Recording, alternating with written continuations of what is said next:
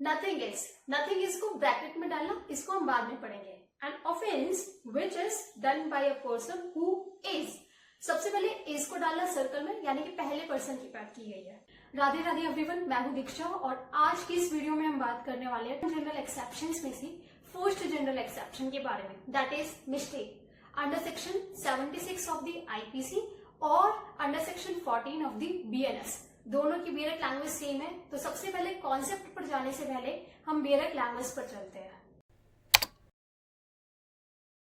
Nothing is को bracket में डालना, इसको हम बाद में पढ़ेंगे। N offence which is done by a person who is, सबसे पहले इज को डालना सर्कल में, यानी कि पहले पर्सन की बात की गई है। An offence which is done by a person who is और who by reason of a mistake of fact and not by reason of mistake of law. That means mistake of fact is allowed, यानी कि excusable है, but mistake of law is non excusable. Underline करना इसको। in good faith. Good faith कहाँ defined है? Section 52 of the IPC और section 211 of the BNS with due care and attention. Believes himself to be bound by law to do it. यानी कि यहाँ पे दो लोगों की बात की गई है। सबसे पहला पर्सन जो इज को सर्कल में डाला था, उसका मतलब ये है कि कोई पर्सन बाउंड बाय लॉ है और उसने कोई एक्ट कमिट किया है। दूसरा पर्सन कौन सा हुआ?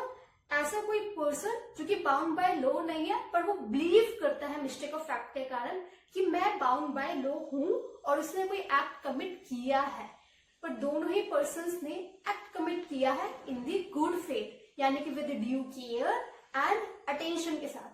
तो उन पर्सन्स के थ्रू जो एक्ट परफॉर्म किए गए हैं उसको ऑफेंस नहीं माना जाएगा। First illustration, a soldier fires on a mob by the order of a superior officer.